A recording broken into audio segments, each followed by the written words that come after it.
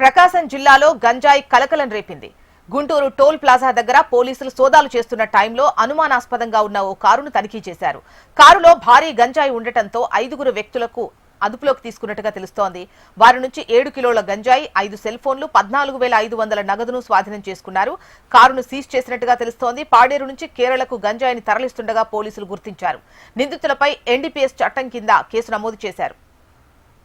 టంగుటూరు దగ్గర మాకు రాబడిన సమాచారం మేరకు వాహనాలు తనిఖీ చేస్తుండగా car number KL02AP7304 Hyundai company చెందినటువంటి వైట్ కారులో ఒక 5 వ్యక్తులు మమ్మల్ని చూసి పారిపోతుంటే ఆపి వాళ్ళు పట్టుకొని విచారించడం జరిగింది. ఆ యొక్క ఎందుకు పారిపోతున్నారు అనగా వాళ్ళ పేర్లు ఈ విధంగా చెప్పారు: షఫీక్ అని, సమీర్ ముసిన్, షాహిన్, సయ్యద్ ఆలీ, ఇబ్రహీం తండ్రి ఇబ్రహీం. ఈ యొక్క 5 కూడా అంతా కూడా కేరళ రాష్ట్రం చెందినటువంటి వ్యక్తులు.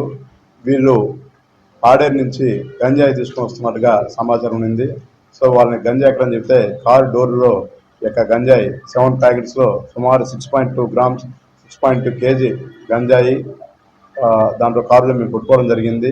ఆ గంజాయితో కూడా వాళ్ళ దగ్గర ఉన్న మొబైల్స్ను, వాళ్ళ దగ్గర ఉన్న నగదు 14,500 రూపాయల నగదును, యొక్క మొబైల్స్ను, అలాగే ఈ గంజాయిని స్వాధీనపరచుకోవడం జరిగింది.